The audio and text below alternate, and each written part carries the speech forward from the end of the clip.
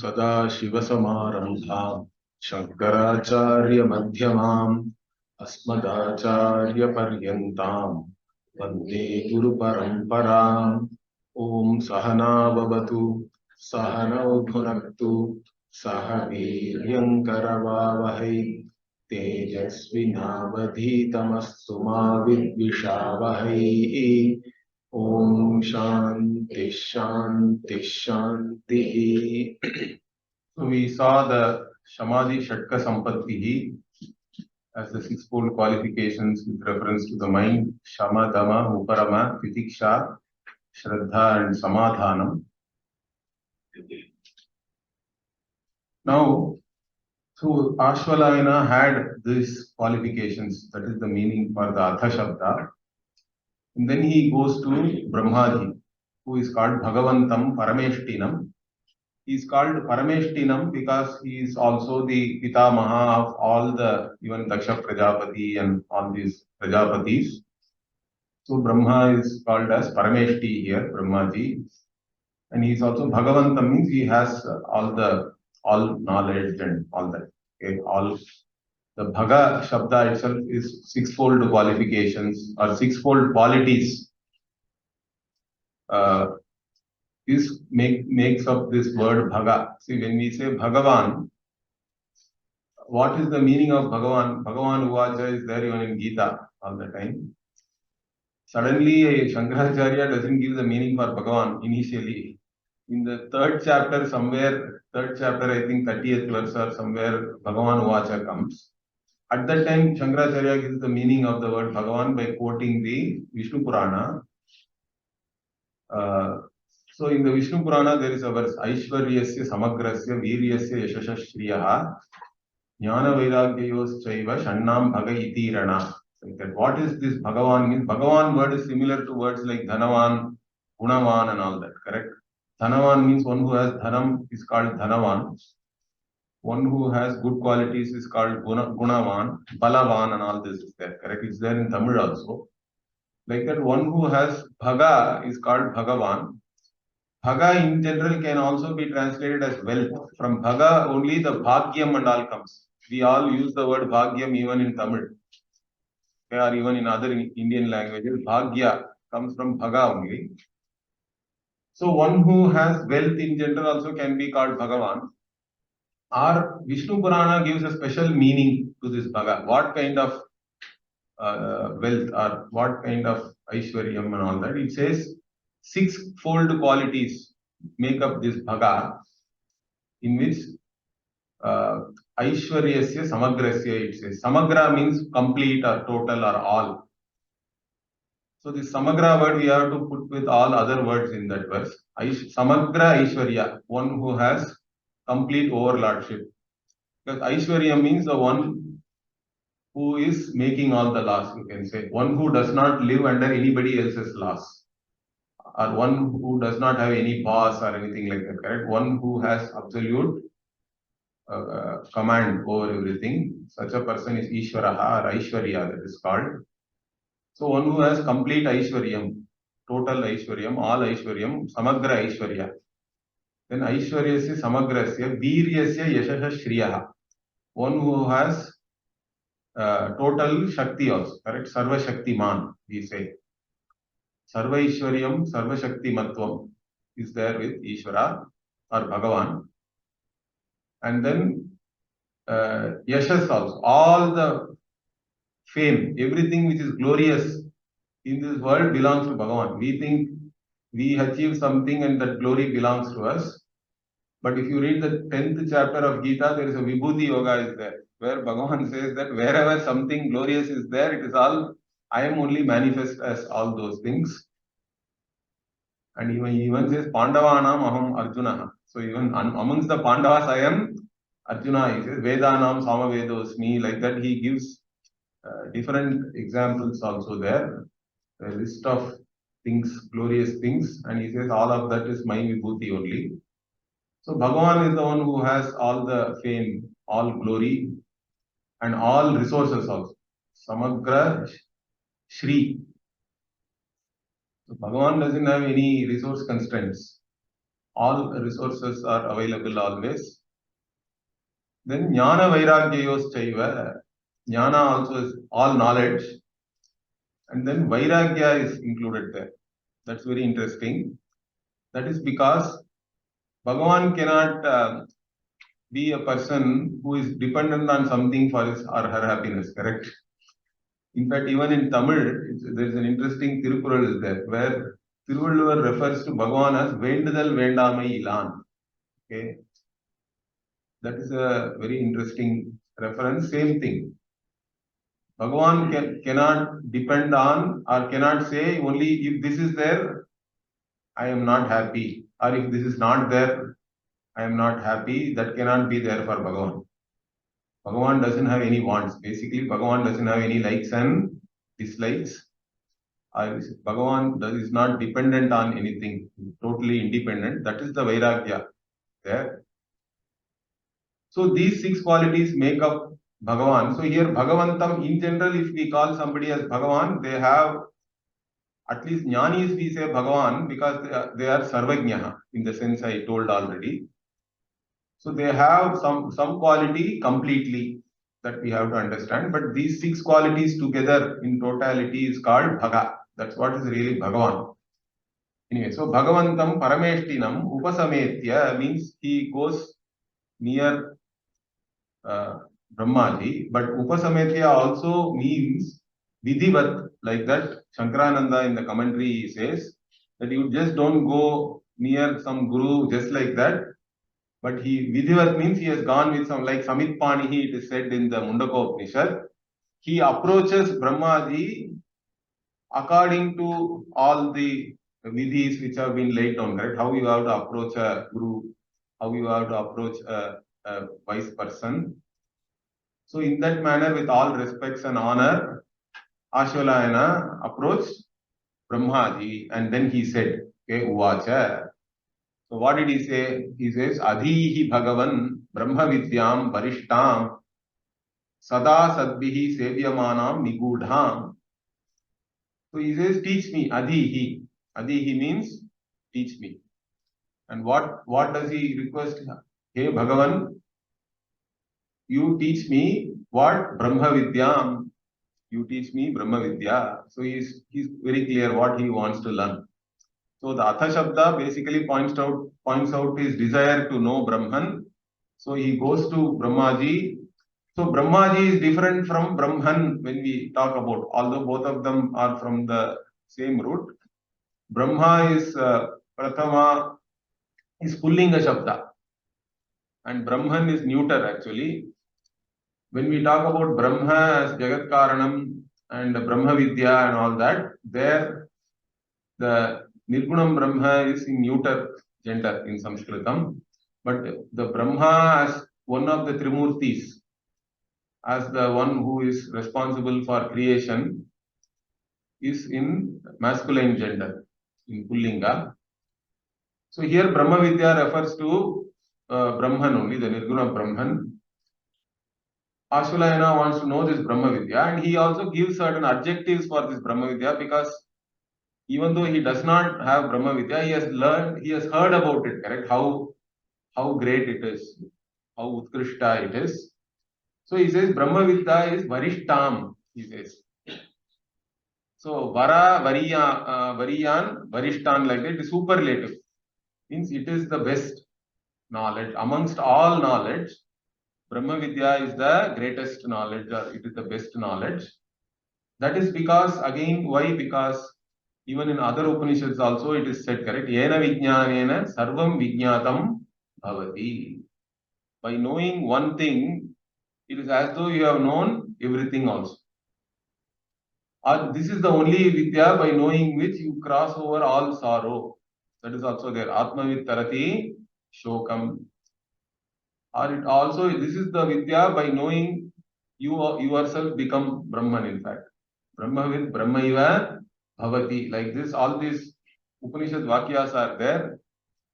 So this is the knowledge which is giving you the limitlessness itself, correct? You cannot really better that. There can be nothing better than being the infinite or limitless, you cannot better. There cannot be any better Vidya. There cannot be any other better attainment also for a human being. So this is the Varishtham Vidyam, like this. He is Varishta Vidya, it is. It is the greatest knowledge. And not only that, it is being sought after, Sada, always, Sadbihi. Sadbihi here means sadhus. Sadhu people means, sadhu means those who are good. Generally, we can say good people, or those who are dharmic people, those who are sages, saints. All these people are sadhus. Sadbihi, by the good people. Sevyamana means it is the one which is sought after, pursued. Okay, so they all are pursuing this knowledge, or they want to attain this knowledge. So Sada Sadbihi Sevyamana, and also Nigudham. It is a secret. Nigudha. So already we have talked about why Brahma Vidya is a secret. In fact, it's an open secret. Even if we teach, many people may not understand that. So it has been, even in those days, it is considered as a secret only. So this Vidya, I want to know. May you teach me, Adhihi Bhagavan, like this. Ashvalayana is asking for that. And then what? And also further he explains the next sentence also we have to say. Yatha chirat sarva papam vyapohya parat param purusham yati vidwan. So this is also about the Brahma Vidya. Ashvalayana himself says, Yaya or Yatha. Two readings are there for this. Okay, Yaya itself we can take, because Yaya Vidyaya, we can say, by this Vidya, by attaining this Vidya, what is the phala? Because he has said it is Varishta, secret, it is being sought after by all these people, all the good people. Means, why are they seeking all this? There has to be some reason. So he is giving that also here. Achira, Chiram means Chirakalam, Chiram means long time. Achirat means not a long time. That means by this Vidya, very easily, very quickly, Sarva Papam Vyapohya, having given up all the Papa. They become free from all Papa. So how do you become free from all Papa? In fact, you become free from all karma itself, not just Papa. You are, even when Papa is said here, Punya also is included in that. Understand that. So you become free from all karma because you understand yourself as not even a karta. I am not a karta bhokta. Means you are free from all karma. All papa also is gone along with that. And that is the only way, in fact, you can become free. Otherwise, the punya papa is all beginningless, correct? You have, as a jiva, you have been accumulating beginningless punya papa is there. That accumulated sanchita cannot be it cannot be resolved just like that by any karma or anything. So the only way is to know that you are not even a karta. So in that manner, the one who knows this or has this Brahma Vidya crosses over all papa. And where does he go?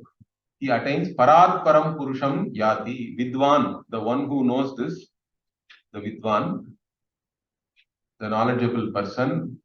Parat Param Purusham Yati goes to the Purusha or attains to the Purusha who is even greater than the greatest. Means here, basically the Parat means, how we have to understand is that this world is Vyaktam, correct? We are encountering this world which is variegated and differentiated. But there is a cause for this world which is undifferentiated, we say. That is what is called Avyakrita. Avyakta, Avyakrita, Maya, all these words are used for that. That is the potential state, you can say. This is the manifest, that is the unmanifest. So from the unmanifest only, this entire world is manifest, it is sustained, then again it resolves back into the potential state or the unmanifest. which is not very different from our daily experience, correct? You wake up means everything is manifest. Then your day is there, and then when you go back to sleep, everything becomes unmanifest. You are in a potential state, you can say. The individuality also goes into a potential state. Like that, that is called para. The potential state is called the para because it is the causal state, you can say. But this Brahma Vidya takes you beyond the cause and effect, both. Parat, Param. The same thing Bhagavan says in the 15th chapter also. So he says, Purushottama and all he says. Okay, we are chanting it every day, correct, during the lunch. So, Sharakshaksharam eva cha Ksharas sarvani bhutani kutastokshara uchyate uttama purushas tvanyaha paramatmetyudahritaha. Like that. The Paramatma, who is the Purushottama, is beyond both Kshara and Akshara, he says. Same thing. Kshara here is Kshara Sarvani Bhutani, means all the beings who are manifest are Kshara, because they are Kshara because they are mortals. Then the Akshara is the causal form of all that, which is always there. So it is called Akshara. But the Purushottama or Paramatma is beyond both, beyond manifest and unmanifest. And such a Purusha, that is the conscious entity which is Brahman, they attain that. Brahman means only through knowledge, because they are already that. The attainment here is not in the sense that you go somewhere or anything. It is not a travel in space-time. The attainment is only with reference to knowledge. Once the ignorance is gone, it is praptasya praptam, we say, correct? Or it is already a siddha vastu, but the siddha vastu has become sadhya, means whatever is already accomplished, but it becomes unaccomplished because of ignorance. Again, by knowledge, you are accomplishing the accomplished. So this is called accomplishing the accomplished. Already whatever is accomplished, that only you accomplish, but by knowledge. So that is the first verse. So Ashvalayana goes to Brahmaji and seeks or asks him to teach him Brahma Vidya, and then tells about Brahma Vidya also, how great it is and what is the phala. Then Brahmaji answers him. Brahmaji is now answering him. So what did he do? Tasmai sahovacha. Tasmai here is, now Brahmaji is addressing Ashvalayana. So to Ashvalayana, Brahmaji says, what did he say? Pitamahascha. Okay, the Pitamaha, who is Pitamaha? That Brahmaji, who is the Pitamaha of all the, even the Prajapati, etc. He said, what did he say? He says, Shraddha Bhakti Dhyana Yoga Avaihi. So this Brahma Vidya, how do you gain this Brahma Vidya? He says, you have to gain this Brahma Vidya through Shraddha, Bhakti and Dhyana Yoga. Through that, you know, Avaihi means you know that. Now here this Yoga Pada you have to attach with everything. Shraddha Yoga, Bhakti Yoga, Dhyana Yoga, like that. Basically by you being in sambandha with Shraddha, Bhakti and Dhyana. Through all these things, you know. And Shraddha we already discussed in detail even in the Samadhi Shatka Sampatti.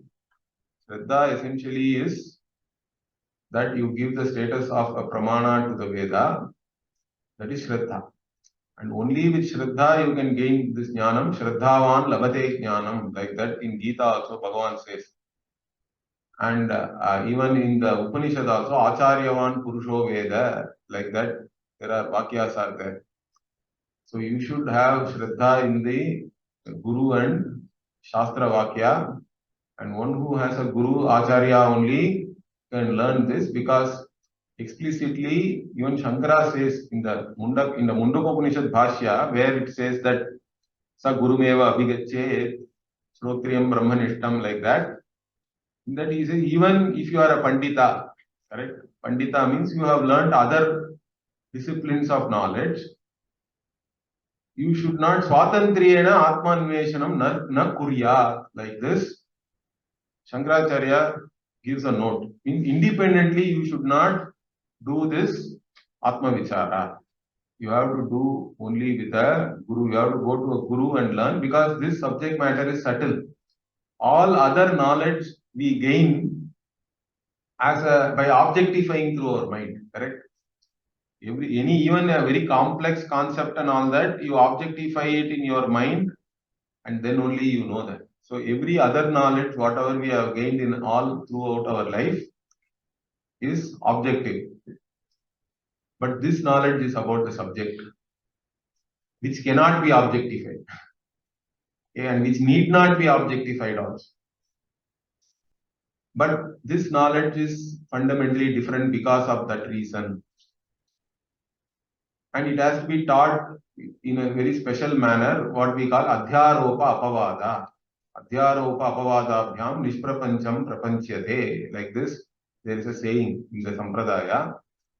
Whatever cannot be taught directly, because Nishprapancham means that which cannot be easily talked about or described or taught. How do we teach this? Means we do deliberate superimposition and then we negate everything. And whatever is left behind after all negation, correct? Whatever is left after negating everything, only the negator is left, correct? And that is you. And that is Brahman. Like that, that's how we teach. So in fact, there is a story which I often recollect in my classes, is that when Pujya Swamiji in the 80s, he was going around in US to different universities and he was giving lectures. Then in one university when he went, it seems, one professor, maybe professor of philosophy or something, he came and told Swamiji that you are saying that you are teaching the truth, because we are saying Brahman is Satyam, correct? Satyam is truth. But then in philosophers and all, they have this fancy notion that truth cannot be taught or truth cannot be defined or truth is a pathless land. All these statements are all going around. So this professor came and told Swamiji that you cannot define truth itself. So what are you going to teach? Then Swamiji said, no, I can define truth very well. Shankaracharya has defined Satyam yadrupena yen nishchitam bhavati tadrupena tanna vyabhichariti iti Satyam. Like this in the Bhashya he defines Satyam. Means yadrupena yen nishchitam bhavati means once you have ascertained something as this, correct? It never changes. It is invariable.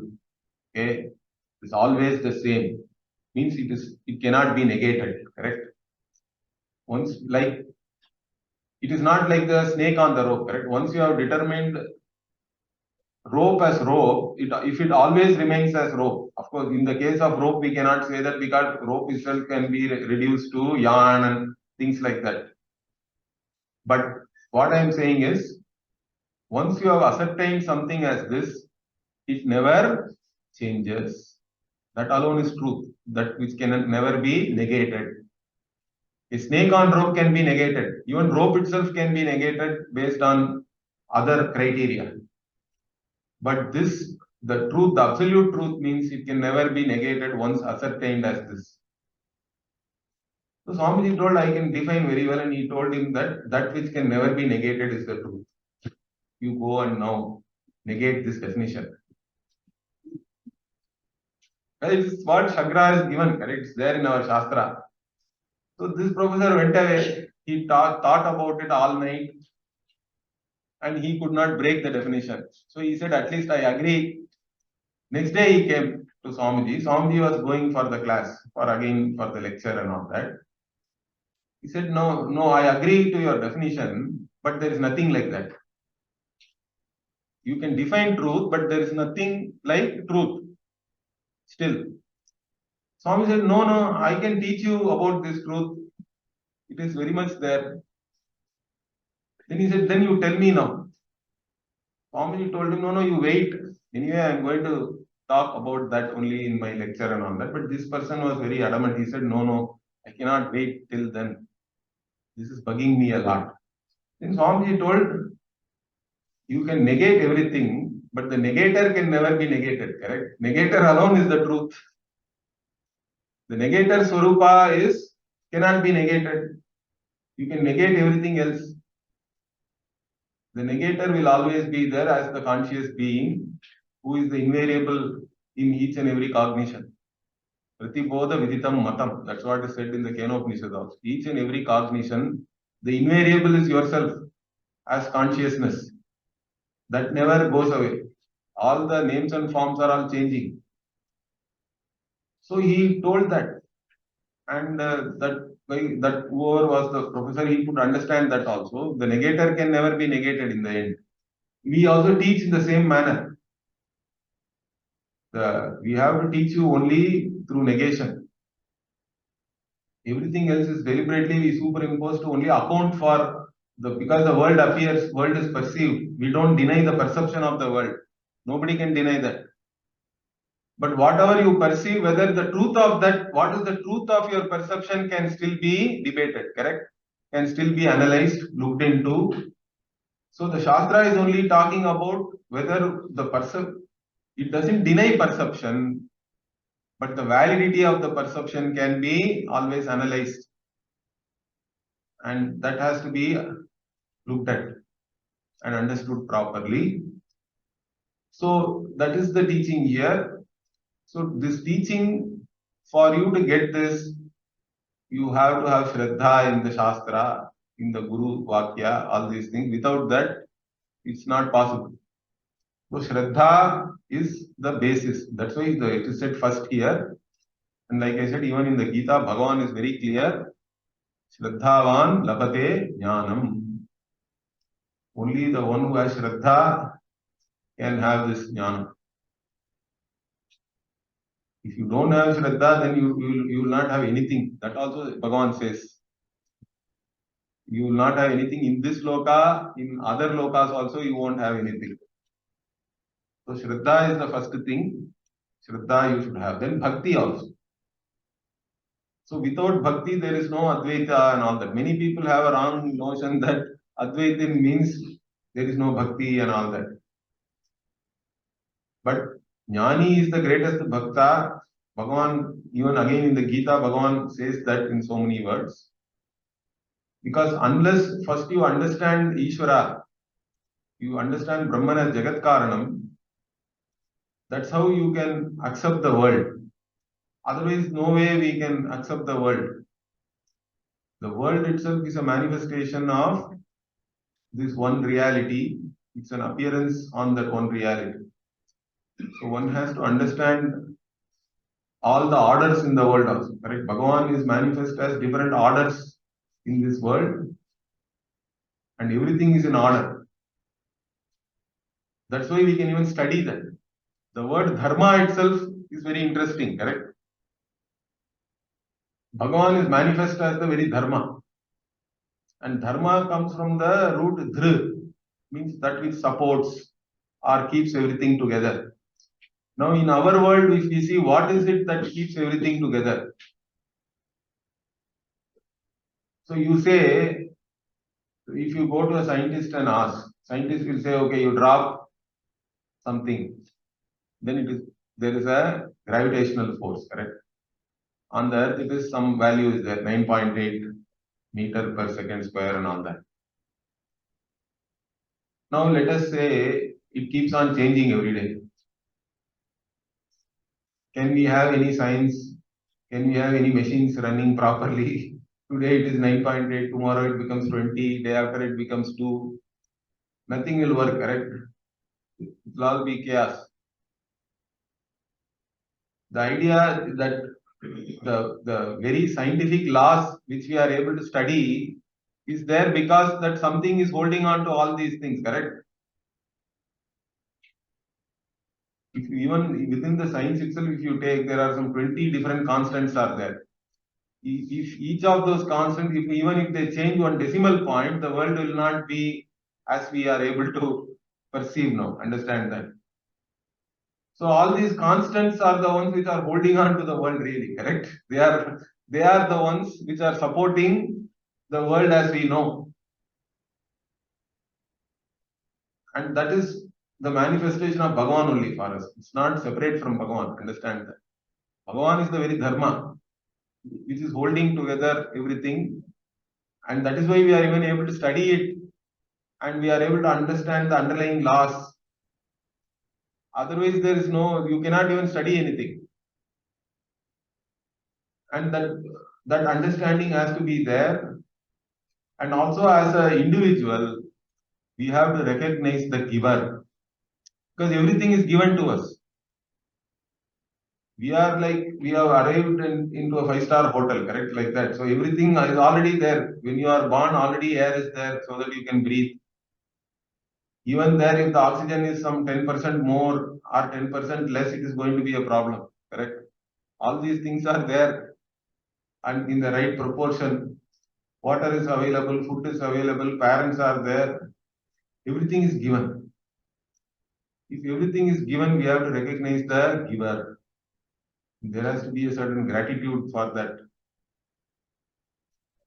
And that is the bhakti. Bhakti is, first we have to recognize the giver. And then later on that bhakti itself transforms into jijnasa. I also want to know the nature of the giver, correct? What is the nature of the one who has given all these things? It's not enough that we recognize the giver, that is fine. To start with, you have to start there. The Artha Bhakta, Artharthi and all, even Swamiji said yesterday, correct? They all recognize the giver.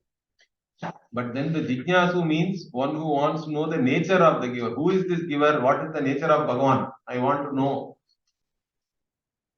And then what do you find? Bhagavan is not separate from you. Bhagavan cannot be one more object. In fact, if you objectify Bhagavan, Bhagavan becomes limited.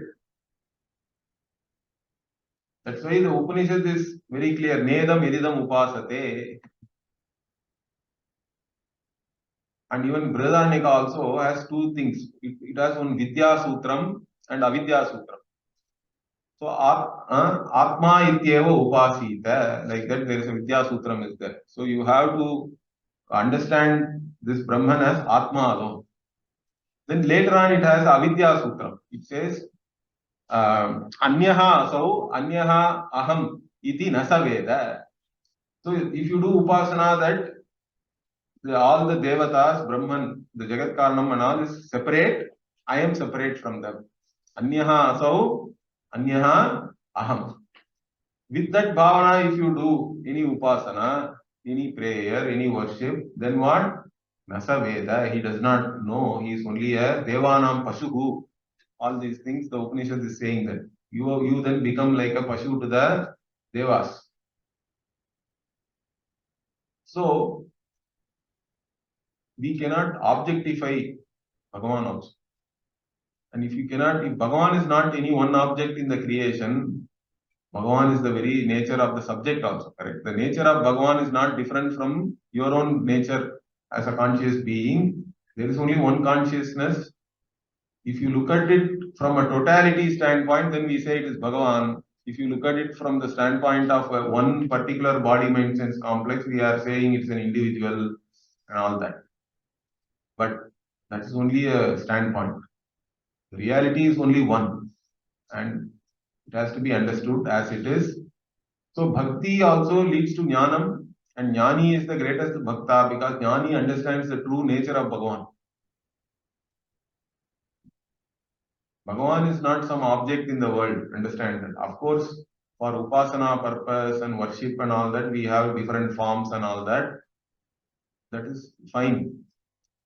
But that is only to help you to have bhakti and start your sadhana. But it has to culminate in the understanding that Bhagavan is not just any other object, correct? The all-pervading Bhagavan has to include you. It cannot be separate from you. In fact, it is not separate from you. It's only one and the same. That understanding has to come. So bhakti here refers to this understanding of Bhagavan and also Bhagavan as karma phaladata also. If we take bhakti yoga as karma yoga, bhakti yoga is not any different from karma yoga because bhakta also is doing karma only, right? Whether you are doing puja or whatever, like Swakarmana Tamabhyarcha also we can say. You do your Swakarma and you do, in that way you are worshipping Bhagavan. Bhakti Yogi is a Karma Yogi. And Karma Yoga you have to do for Chitta Shuddhi. So you should have Shraddha in the Shastra, and Bhakti Yoga here means Karma Yoga only. By recognizing Bhagavan as the Karma Paladata, you have the attitude of Karma Yoga. And that gives you Chitta Shuddhi. Then Dhyana also. Dhyana Yoga is also important. Again, the entire 6th chapter of Bhagavad Gita is about Dhyana. And Dhyanam is important because if your mind is going here and there onto multiple things, then it's not very easy to understand the oneness of everything. So you have to have a certain one-pointedness and the focus on oneself to the exclusion of other external sense objects and all that. You should be able to withdraw yourself and keep a steady focus on the Atma itself. Atma Jnanam requires that because you have to overcome a very strong habitual tendency. Because everyone, even if in deep sleep, if I wake you up and ask you who you are, you will say I am so and so. You are going to tell your name, I am the son of so and so, daughter of so and so, and all that. That is the kind of identity which is there. That is very hardwired identity. But Vedanta is saying it's trying to uproot that identity itself. You have to transform, even in deep sleep, if I wake up, you have to say Satyam Jnanam Anantam Brahma. So that is the kind of transformation the jnani has to attain. Means it requires effort. So Dhyana Yoga, initially as a qualification, Dhyana Yoga is about focusing and all that. But after Jnanam also, you have to keep on repeating the insight. I say that, correct? Any insight will not automatically transform you. Only a repeated insight can bring about the transformation. It is true for even other knowledge also. Any other knowledge also, even some, there are so many people who are self-help gurus and people like that, correct? They help you with your personality and some problems and all that. They also understand that whatever insight they give you with reference to your life, correct? Life coach and all that. Some people call themselves life coach. I don't know whether any of you have been coached by such coaches, but they have something good to say and they can give you good insights. But the thing is, they will also tell you that whatever insight they give you is not going to straight away transform you or anything. That insight has to be repeated. And then only it will be available to you. So the knowledge, you have to make it available to yourself all the time. That requires some effort. In that context, dhyana will become nididhyasana. Because when we talk about the sakshat karanam for jnanam, the Upanishad says, Atma va are drashtavyaha, shrotavyaha, mantavyaha, nididhyasitavyaha, like that. So the sakshat karanam for jnanam is shravanam, mananam and nididhyasanam. In shravanam, we get to know what the Shastra is revealing about ourselves. What is the Shastra's vision about you? Your vision about you is already there. Whatever, that is Naisargika. It is there from the beginning. It is there as it is naturally. But Shastra has a totally different vision about yourself. You have to know that first. But even when you know that, it is vague, it is doubtful, how can that be and all that. So that means you have to do mananam. Mananam means Shastra Sammata Tarkena, you overcome. So using the logic or inference, but the basis for this inference is not some pratyaksha or anything, but whatever is said in the Shastra itself. That is called Shruti Sammata Tarka. So whatever Shruti has said, you take it as an axiom and you build upon that. And using that tarka, you actually get rid of all your doubts Because you have to just see that anything other than whatever the Shruti says is illogical. You can establish that. And whatever the Shruti says can never be negated. This is the process of Mananam. Whatever Shruti says can never be negated by any other means of knowledge. But if you say anything against this, that can be shown as having fallacies and it's all illogical and all that. So that also you have to do. There are many granthas also which are Manana Pradhana. Even Shruti, in the Shruti itself, it itself gives you certain analogies and logic for whatever it is saying, why it is correct. So all that we have to go through that Manana also. Then you have clear knowledge that this is what is the reality, this is what is my nature. But even then, even with very clear knowledge, habitual tendencies have to be overcome. Correct? See, every day I go to my office in a certain route. Most of the driving is all subconscious, correct? We really don't consciously press the accelerator or clutch or even handle the steering and all that. It's all happening subconsciously, and you are even listening to some music or talking to somebody on phone or thinking about something and all that. But the danger of subconscious activity is it is all habitual, correct? Now, today is a holiday.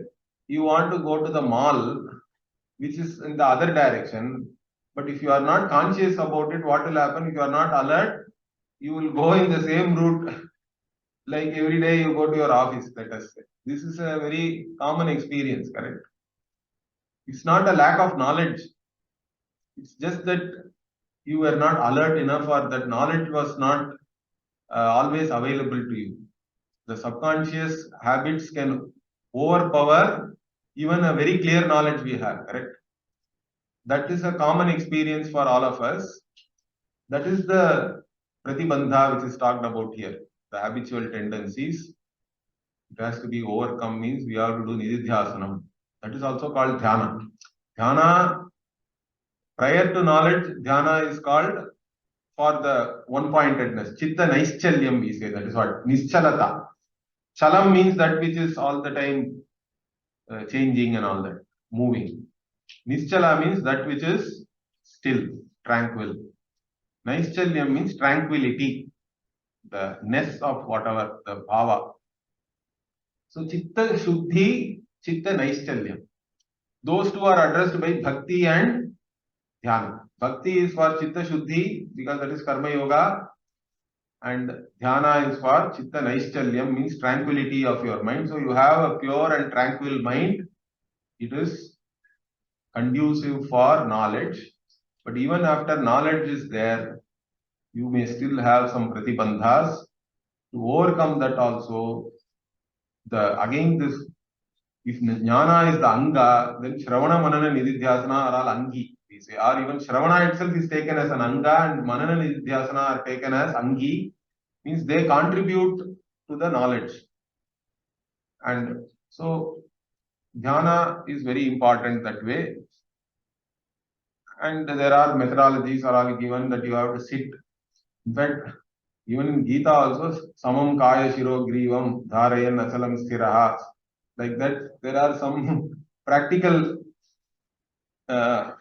instructions Bhagavan is giving. So you sit, your kaya shiro grivam, body and neck and head should be straight. You have to sit straight and do dhyana. Why? There is a Brahma Sutra also on this. That you have to sit and do dhyana. You cannot lie down and all that because you will go to sleep. But some people sleep even while sitting also. Because if you are not used to be alert and relaxed simultaneously, as soon as you relax, you will go to sleep. That happens. But that is fine. At least you are sleeping means you require that relaxation. That means it's okay still. So this dhyanam you have to do, you have to relax, but you have to still be alert. In fact, you have to focus on this knowledge only. Whatever you have learned in Shravana, whatever you have also established through Mananam, whatever is clear to you, that alone you are recollecting in a flow, in a continuous flow. uninterrupted flow. And for that, Bhagavan gives the analogy of this oil. When the oil is poured, it is poured, correct? It's an unbroken flow. It's like a strand which is there, like that. Like that. That's how your mind also should flow towards this Atma Jnanam. Or he gives this Yata Deepo Nivatastaha Lingate Sopama Smritan. That or the flame which is there, but it is not flickering. Unflickering flame. How it is? Because otherwise mind is all the time flickering. But you have to bring it to a level where it is not flickering. It's a steady flame. Like that, your mind has to be there on that one subject matter and all that. So this is all part of jnanam, the nididhyasanam, and that leads you to this self-transformation because this knowledge has to transform you. It is not academic knowledge, it is not factual knowledge or anything, it is about yourself. And once this jnanam is there, there is no more, in fact, this jnanam is so great that it negates your status as a knower also. You are no more a knower. Because this triputi, this known means of knowledge and the knower itself is only in the realm of mithya. It's all only appearance. Subject-object duality also is not the ultimate reality. You are actually because subject-object is interdependent, correct? They are mutually dependent. Only when an object is there, you have the status of a subject. But if no object is there to be cognized, you are there as you are. So even the status of being a subject or a knower and all that is dependent on whether a known object is available. If the mind resolves and there is nothing to be known, you are still there. So that is the understanding about oneself, in which you are neither a knower nor nor an ignorant person. Even knowledge and ignorance also is known to this consciousness only, correct? That is the beauty here. You transcend even knowledge and ignorance.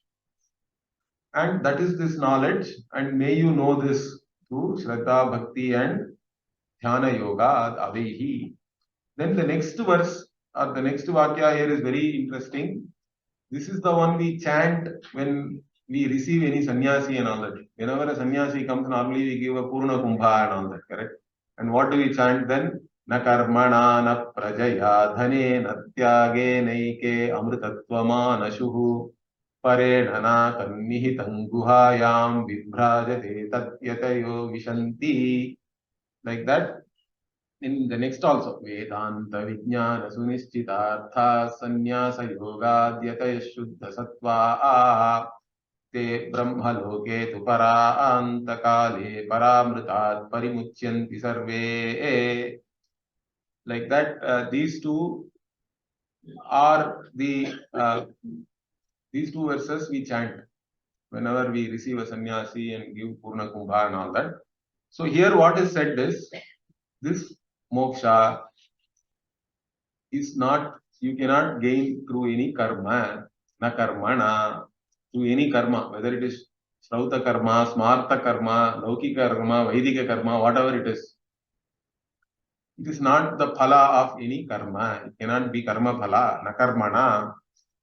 Also not through any prajaya also. Because generally we have a notion that we have all these rinas, correct? That we have a Pitru Rina, we have a Deva Rina, Rishi Rina and all that. That you are indebted to the Devas, you are indebted to the Rishis and you are indebted to your own ancestors. Because you are there here only because of your ancestors, correct? Just for whether you like your ancestors or not. Just because of the fact that you exist, you have to honor them because your very existence is because your ancestors existed, correct?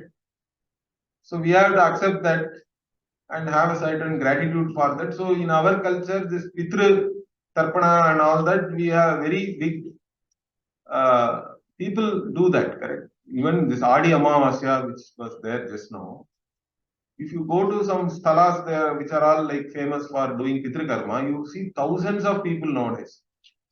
Even near our village also there is a Papanasha is there. On the Tamraparni river bank. If you go on Adi Amavasya, you cannot even enter that place. They stop you like 3 kilometers before. You have to only walk. And so many people turn up.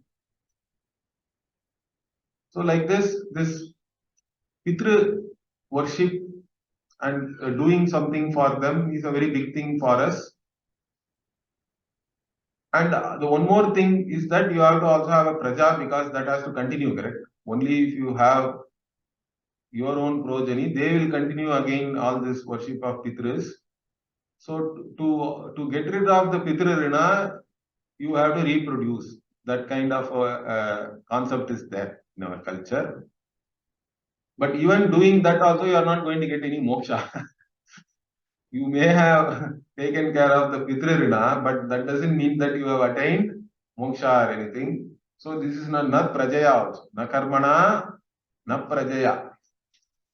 Then what about dhana? This I already told you, correct? Yajnavalkya gave 50% of his wealth to Maitreyi. And Maitreyi asked, will I get Amritattvam from whatever you have given me? Then he says, Vittena Naiva Asha. There is no hope. With all this wealth, you are not going to get any Amritattvam.